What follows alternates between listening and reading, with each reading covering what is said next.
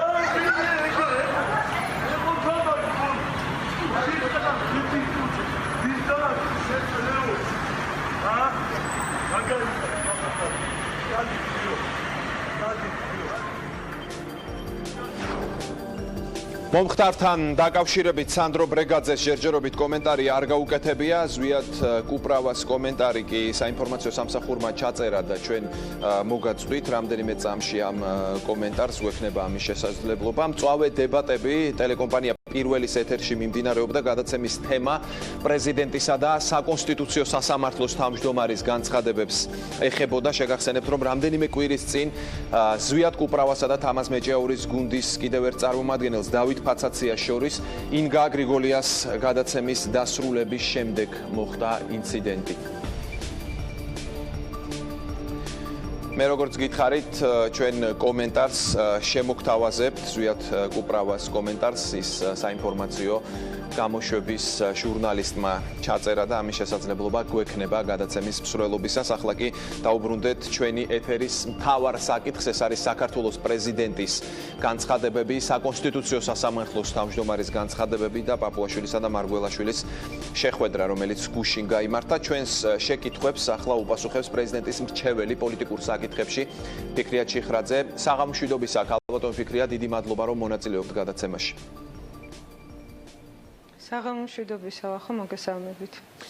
ქალბატონ ფიქრია, უპირველეს ყოვლისა მინდა დამატებით დეტალებზე გკითხოთ, რაც საზოგადოებისთვის საინტერესო იქნება, როდესაც ლაპარაკია იმაზე, რომ პრეზიდენტის ოჯახის წევრზე იყო მცდელობა, ზეწოლის მცდელობა და იქ იყო გარკვეული მინიშნებები. შეგიძლიათ გითხრათ, რა მინიშნებები კეთდებოდა მისი დაკავების და ჩხრეკის დროს, რა პოლიტიკურ დატვირთვას ატარებდა ეს საკითხი და რაზე იყო გათვლა პრეზიდენტის აზრით? მოგახსენებთ ამ საკითხს ბუნებრივი აქვს წინა ისტორია და ერთიანობაში ეს ყველაფერი იძლევა იმ განცხადების საფუძველს, რაც პრეზიდენტმა გუშინ გააკეთა და რაც დღეს მისმა პრესპიკერმა შესთავაზა მედიას და შესაბამისად საზოგადოებას. მოგეხსენებათ, ეს ყველაფერი დაუკავშირდა საკონსტიტუციო სასამართლოს თავმჯდომარის მიერ გაკეთებულ განცხადებებს მოსამართლეებზე, საკონსტიტუციო სასამართლოს მოსამართლეებზე ზეწოლის ფაქტებთან დაკავშირებით, რომელიც უკვე ბოლო პერიოდია ისმოდა პერიოდულად, მაგრამ სამწუხაროდ არ იყო შესაბამისი რეაქცია სამართალდამცავი ორგანოების მხრიდან და მეტიც პოლიტიკური ისტაბლიშმენტის მხრიდან იყო აბსოლუტურად არაადეკვატური დამოკიდებულება ამ საკითხთან დაკავშირებით, რომ ეს თემა იყო მოგონილი, რომ ეს იყო გადაჭარბებული, რომ ეს იყო პოლიტიკური სპეკულაცია და ასე შემდგომ, რაც ბუნებრივია ძალიან სერიოზულ შეშფოთებას იწვევდა პრეზიდენტისას და მე ვფიქრობ ყველა იმ ადამიანისას, რომელიც სახელმწიფო ინსტიტუტებს პატივს სცემს და რომელიც თვლის, რომ სახელმწიფო ინსტიტუტების ნორმალური ფუნქციონირება გახლავთ სწორედ სახელმწიფოს მთავარი საფუძველი და ამ საფუძველის რყევა არის, როდესაც რაიმე ძალიან სერიოზული კითხვის ნიშნები ამ მიმართულებით ჩნდება. თქვენ იცით, რომ საკონსტიტუციო სასამართლოს თავმჯდომარე ითხოვდა შეხვედრას პრეზიდენტთან და პრემიერ-მინისტრთან და ორივე ამ თანამდებობის პირის მხრიდან ასეთი მზაობა იყო გამოთქმული. გუშინ იყო გაიმართა ეს შეხვედრა პრეზიდენტთან და როგორც არსებობს მოლოდინი შეხვედრა შედგება პრემიერ-მინისტრთანაც და ის საუბარი, რომელიც შედგა ამ ორი ძალიან მაღალი თანამდებობის პირს შორის, შემდგომ გახდა საფუძველი იმ განცხადებებისა, რომელიც გუშინ გიორგი მარგველაშვილმა გააკეთა მედიისთვის. აქ ლაპარაკი იყო სწორედ პოლიტიკური ნიშნით არსებული ზეწოლის ფაქტების არსებობაზე, რომლის თაობაზეც მარტო ბოლო პერიოდის განმავლობაში არ ისმის ამ საკითხთან დაკავშირებით უკვე გარკვეული ფაქტები და ფაქტების ისტორია დაგროვდა ჟურნალისტებთან მიმართებაში, მედიის წარმომადგენლებთან, სხვადასხვა პოლიტიკურ პირებთან მიმართებაში, დღეს უკვე მოსამართლეებთან მიმართებაში და ის ფაქტი, რაზედაც თქვენ მკითხეთ და რაც გუშინ პრეზიდენტმა გაასაჯაროვა, დაახლოებით ერთი თვის წინანდელ ფაქტზე იყო საუბარი. პრეზიდენტს არანაირად არ ქონია განცდა იმისა, რომ მისი ოჯახის წევრი რაიმე ტიპის პრივილეგიით სარგებლობს და ასე ვთქვათ, არ ექვემდებარება რაღაცა ტიპის შემოწმებას, თუ კი ასეთი საჭიროება არსებობს, მაგრამ რა თქმა უნდა პრობლემური ჩანდა მისი გადასახედიდან სწორედ ის პოლიტიკური მინიშნებები, რომელიც მთელ ამ ეგრეთ წოდებულ სამართლებრივ პროცედურებს ახლდა თან და თავის დროზე თქვენ იცით, რომ პრეზიდენტმა საქმის კურსში ჩააყენა როგორც პრემიერ-მინისტრი, ისე შინაგან საქმეთა მინისტრი და მე გუშინ თქვი და დღესაც ვიმეორებ, არა იმისთვის, რომ პრეზიდენტი რაიმე შეღავათებს ან დახმარებას ითხოვდა ამ საკითხთან დაკავშირებით. არა, სწორედ იმიტომ, რომ რაღაცა ტიპის განგაშის ნიშნები ამაში ჩვენ ყველამ უნდა დავინახოთ, რომ მიმდინარეობს გარკვეული ტიპის პროცესები.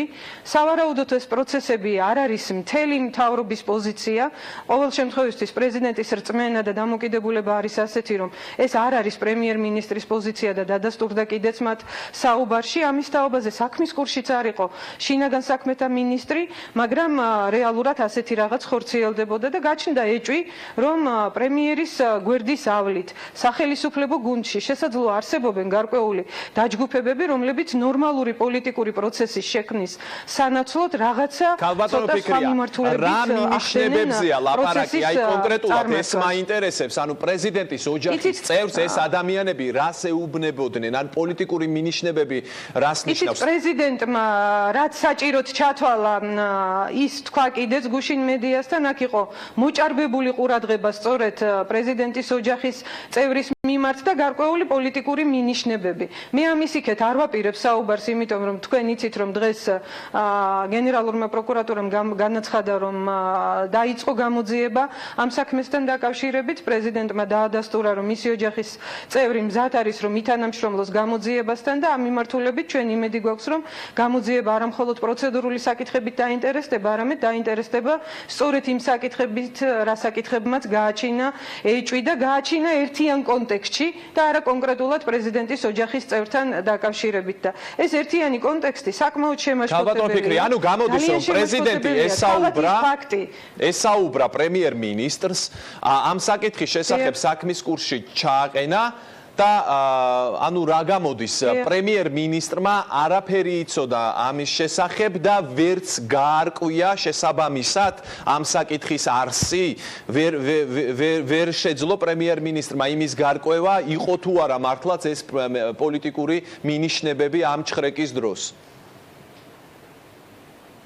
იცით, მე არ ვიცი, ამის თაობაზე ვერ ვიტყვი, შესაძლოა მიმდინარეობდა ეს პროცესი გარკვევისა, თუმცა ეს ფაქტი დაახლოებით 10 დღის წინ და შესაძლოა 2 კვირის წინაც იყო, როდესაც საქმის კურსში ჩააყენა შესაბამისი თანამდებობის პირები, მაგრამ მე არ ვაპირებ ამ თემაზე ბევრ საუბარს, დღეს ეს არ არის ნამდვილად ჩემი კომპეტენცია, ამის თაობაზე თავად ეს ადამიანი, ვინც ამ შემთხვევაში ამ ინციდენტში აღმოჩნდა მონაწილე, ითანამშრომლებს ბუნებრივია გამოძიებასთან და თუ კი რაიმე საჭიროება იქნება დაზუსტებისა, მთელი რიგი პროცედურული და კიდევ მეორე პოლიტიკური კონტექსტისა, ალბათ გამოძიება ამ ყველაფერს ადეკვატურად მიუდგება და ადეკვატურად წარმართავს პროცესს. თავისთავად ის ფაქტი, რომ საკონსტიტუციო სასამართლოს მოსამართლე, რომელიც ამ ხნის განმავლობაში ლაპარაკობდა მოსამართლეებზე ზეწოლის ფაქტების არსებობაზე და მხოლოდ დღეს აღძრა გენერალურმა პროკურატურამ საქმე და დღეს დაიწყო ძიება ამ მიმართულებით, მიანიშნებს იმაზე, რომ ძალიან სერიოზულ პრობლემასთან გვაქვს საქმე. მათ ჰქონდათ კონსტიტუციური ვალდებულება, რომ როგორც კი ეს გაცხადდებოდა და გაცხადდა თქვენ ყველა მიცით, მედიამაც და საზოგადოებამაც არაერთ გზის, უკვე კარგახანია საკონსტიტუციო სასამართლოს მხრიდან, უნდა მომხდარიყო კანონის თანახმად ამ საკითხზე რეაგირება, მაგრამ სამწუხაროდ ამას როგორც ჩანს დასჭირდა მხოლოდ პრეზიდენტის ის გუშინდელი გამოსვლა, რომელმაც უკვე ღია ტექსტით ილაპარაკა ამ ყველაფერთან დაკავშირებით, რომ ეს სერიოზულ პრობლემას და საფრთხეს უქმნის სახელმწიფოებრივი ინსტიტუტების ნორმალურ ფუნქციონირებას და სწორედ დღეს მოყვა ადეკვატური რეაქცია უკვე, მაგრამ სამწუხაროდ ზაგვიანებული რეაქცია. ქალბატონ ფიქრი, აი დღეს პრეზიდენტის პრესპიკერმა მე მინდა ამ შემთხვევაში გარკვეული პასუხისმგებლობის საკითხიც გამოვკვეთო პოლიტიკური პერსონებისა, რომლებიც ნაცვლად იმისა, რომ სამართალდამცავ ორგანოებს პირიქით მოუწოდებდნენ იმისკენ, რომ თუ კი რაიმე კითხვის ნიშნები აქვს. მათ შორის ვიღაცები ამბობენ, რომ ეს არის გადაჭარბებული, ასე ვთქვათ, შეფასება ფაქტებისა გიორგი პაპუაშვილის მხრიდან და ასე შემდგომ. გვესმოდა ამგვარი შეფასებები. მით უფრო დაინტერესებული უნდა ყოფილიყვნენ ყველა ისინი, რომ დროულად დაწყებულიყო საქმის გამოძიება, პროკურატურას დროულად მოეხდინა ადეკვატური რეაქცია ამ ყველაფერთან დაკავშირებით და არა ის, რომ მომხდარიყო მხოლოდ ამ ბატონო, საკონსტიტუციო სასამართლოზე მე კიდევ ვკითხავთ, ქალბატონო ფიქრია, მე მინდა პრეზიდენტის განცხადებებს დაუბრუნდეთ. პრეზიდენტის პრესპიკერმა დღეს თქვა და ეს პრეზიდენტის პოზიცია, რა თქმა უნდა, საფუძვლიანი ეჭვი არსებობს, რომ პრემიერის გუნდში მისი გვერდისავლით გარკვეული ძალები პოლიტიკური პროცესის სხვა მიმართულების წაყვანას ცდილობენ და ეს კონტექსტი მთლიანი ის არის, ახლა რაზეც საუბრობდით პრეზიდენტის ოჯახის წევრზეც, ხომ? ანუ რა გამოდის პრეზიდენტისგან საზოგადოება დღეს იგებს, რომ არა პრემიერ-მინისტრი, არა შინაგან საქმეთა მინისტრი, არამედ ვიღაც სხვას ხელეწიფება, რომ სამართალდამცველებთან კონდეს რაღაც არაფორმალური ურთიერთობები, ასევე პოლიტიკური მიმართულება შეუძლია რაღაც საკითხებს შეუცვალოს და ამას აკეთებენ ადამიანები, რომლებიც არ ექვემდებარებიან არც პრემიერს, არც შინაგან საქმეთა მინისტრს და არანაირ სახელისუფლებო სტრუქტურებს. შეგიძლიათ გითხრათ, რადგან ასეთი საფუძვლიანი ეჭვი გაგიჩნდათ, ვისზე გიჩნდებათ კონკრეტულად ეს ეჭვი? უფრო მეტი რომ უთხრათ საზოგადოებას, ვინ შეიძლება იყოს ეს ჯგუფი, ვინც პოლიტიკურ პროცესებს წარმართავს რეალურად ქვეყანაში? მე ამ შემთხვევაში ვერაფერს ვერ ვიტყვი, ჩვენგან არ იქნება გამართლებული ვარაუდებზე საუბარი, მაგრამ რა თქმა უნდა ეს არის სერიოზული თემა, პრობლემური თემა და მე და ჩვენ ყველანი, ვინც ამ საკითხთან დაკავშირებით კომენტარებს ვაკეთებთ და უპირველეს ყოვლისა საქართველოს პრეზიდენტი სწორედ დაინტერესებულია, რომ ამ საკითხებზე, ამ შეკითხვებზე გაეცეს პასუხები. შემთხვევით არ უხსენებია პრეზიდენტს და ჩვენ ყველანი ამ დღეებში ვლაპარაკობთ ამის თაობაზე, რომ კორცხელის ინციდენტი ამ მხრივ ერთგვარი ლაკმუსის ქაღალდივით იყო ხელისუფლებისათვის. ეს ყველა თანხმდებით, რომ ეს ინციდენტი იყო ძალიან დამაზიანებელი ქართული სახელმწიფოსათვის.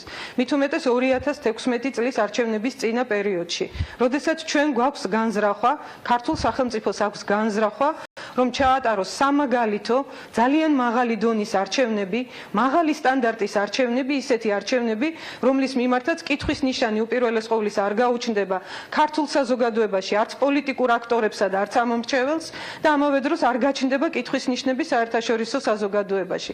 ეს ჩვენი სახელმწიფოებრივი პერსპექტივისთვის ძალიან მნიშვნელოვანია, მაგრამ მოხდა ისეთი ინციდენტი, რომელმაც ძალიან ბევრი კითხვის ნიშანი გააჩინა ყველაში, როგორც ქვეყნის შიგნით, ისე ქვეყნის გარეთ. მითხარით. ჩვენ ყველანი ველოდებოდით გაკეთდა ხმაურიანი განცხადებები ამასთან დაკავშირებით, რომ ეს ფაქტი უნდა ყოფილიყო აუცილებლად და ძალიან სწრაფად და ეფექტურად გამოძიებული და დამნაშავეები უნდა ყოფილიყვნენ დასჯილი, რომ ერთის მხრივ ამ ყველაფერს შეეძინა პრევენციული დატვირთვა, რომ არავის 2016 წლის წინა არჩევნების წინა პერიოდში აღარ მოსულოდა თავში მსგავსი ფაქტების განმეორება და შესაბამისად პოლიტიკური ფონის დაძაბვა, მაგრამ სამწუხაროდ ჩვენ ვერ ვნახეთ შედეგები ამ გამოძიებაში.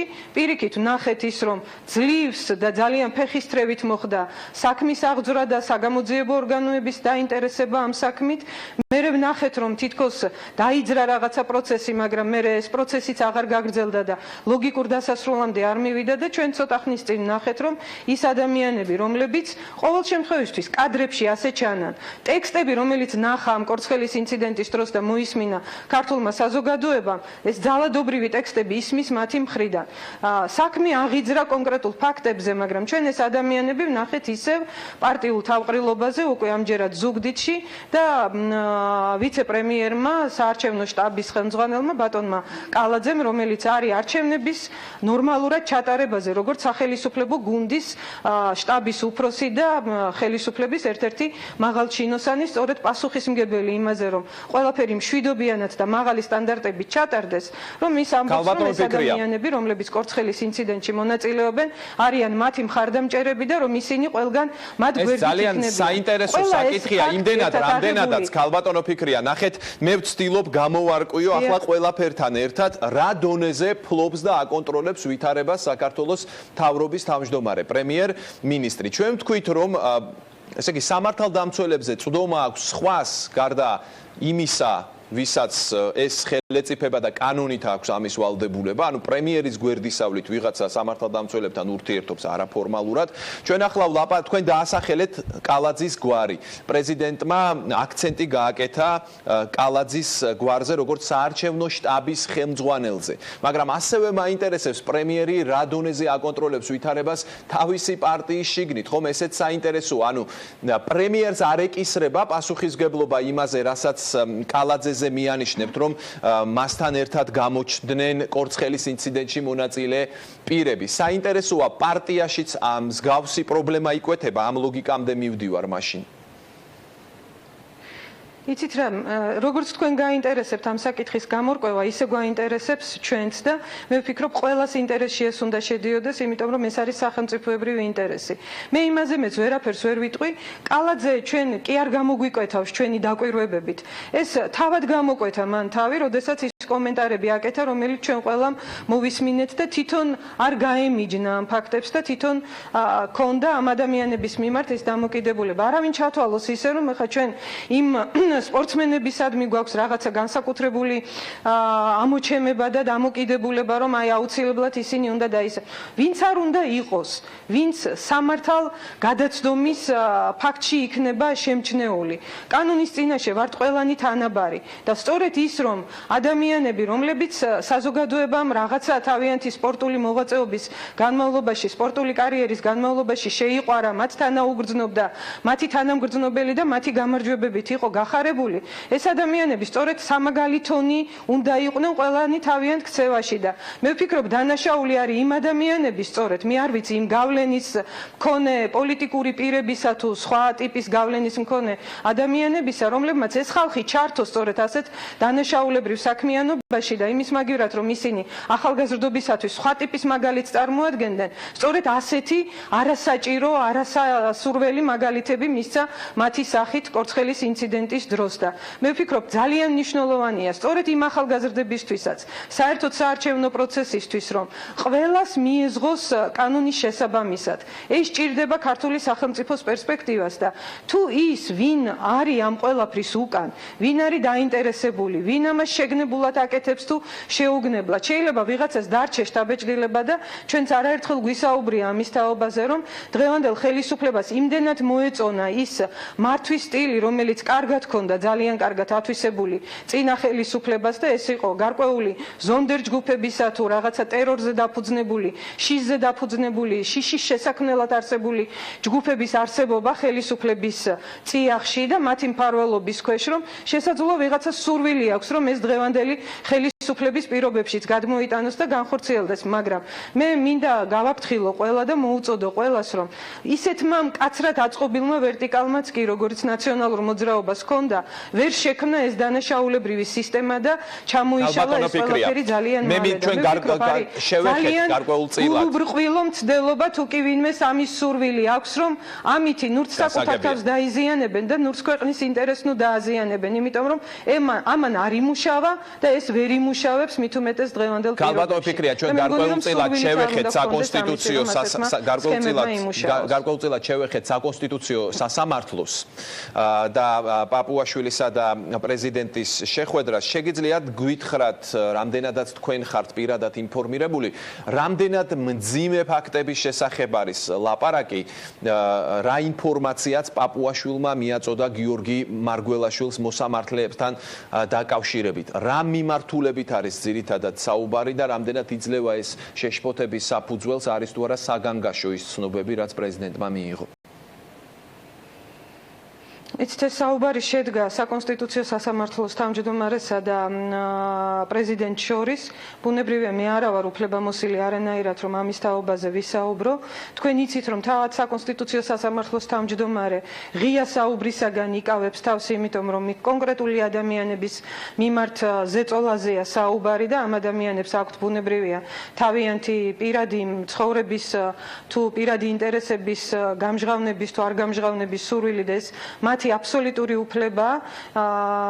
სწორედ საკონსტიტუციო სასამართლოს თავმჯდომარეს ჰქონდა ის განზრახვა, რომ მას შეექმნა ერთგვარი პოლიტიკური გარანტიები, გამომდინარე იქედან, რომ ის ხედავდა უგულებელყოფას ამ ფაქტებისას, რომელიც პერიოდულად ისმოდა მისი მხრიდან და შესაბამისი ადეკვატური რეაქციები არ მოყვებოდა სამართალდამცავი ორგანოების მხრიდან. პირიქით, როგორც ის ამბობს, ეს ზეწოლის ფაქტები გრძელდებოდა და გრძელდებოდა და როგორც ჩანს, ბოლო პერიოდამდეც ეს ასე იყო. მას სწორედ ამიტომ გაუჩნდა სურვილი, რომ შეხვედროდა პრეზიდენტს, როგორც ქვეყნის მეთაურს და ყველა ადამიანის კონსტიტუციური უფლების დაცვის გარანტს ჩვენს ქვეყანაში, შეხვედროდა პრემიერ-მინისტრს, როგორც პოლიტიკურ პასუხისმგებელს მთელი იმ აღმასრულებელი ვერტიკალის საქმიანობაზე, რომელიც დღეს არის ხელისუფლებაში და დგამს ამა თუ იმ ნაბიჯებს და ბუნებრივია, სწორედ მას ეს განზრახვა ჰქონდა, რომ ეს თანამდებობის პირები ჩაეყენებინა საქმის კურსში, ერთგვარი პოლიტიკური პასუხისმგებლობა გაეზიარებინა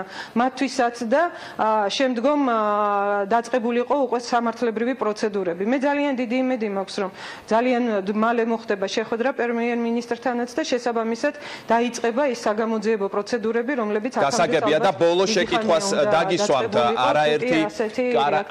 არაერთი კრიტიკული განცხადება იყო მართველი გუნდიდან პრეზიდენტის მისამართით ამ 2 დღის განმავლობაში.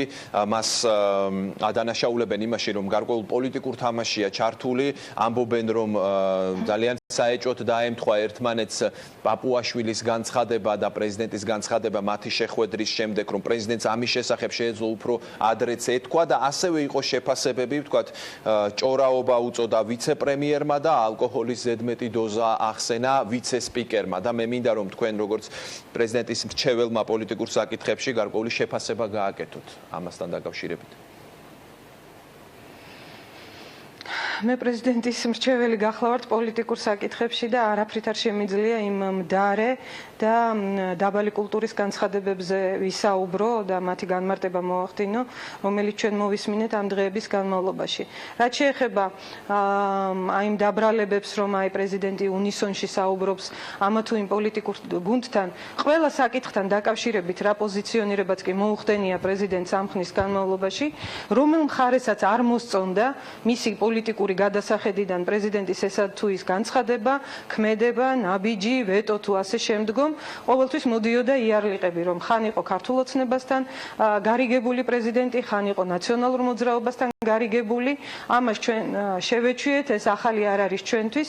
უბრალოდ კიდევ ერთხელ ცხადად გვინდა გავიმეოროთ, რომ პრეზიდენტი ყოველთვის სახელმწიფოებრივი ინტერესიდან გამომდინარე მოქმედებს და ის არ არჩევს საკითხებს იმის მიხედვით, რომელ შემთხვევაში ნაციონალურ მოძრაობას ეს სიამოვნება თუ თუ ქართულ ოცნებას ეს იამოვნება, ის არის სიმართლის მხარეს და სიმართლე ამ შემთხვევაში, აი ამ ბოლო შემთხვევაში, ნამდვილად იყო იმის მხარეს, რომ როდესაც საკონსტიტუციო სასამართლოს თავმჯდომარე საკონსტიტუციო სასამართლოს მოსამართლეების ზეწოლის ფაქტებზე საუბრობს, ამას ჭირდება ადეკვატური რეაქცია ყველას მხრიდან და მე ვფიქრობ, ყველა ის პოლიტიკოსი, რომელიც ამ ტიპის განცხადებებს აკეთებდა, ის დათურ სამსახურს უწევს საკუთარ თავს, იმიტომ რომ ასეთ შემთხვევაში ის კი არ თხოვს სამართალდამცავ ორგანოებს, რომ კანონის შესაბამისად იმოქმედონ და სამართლის შესაბამისად იმოქმედონ.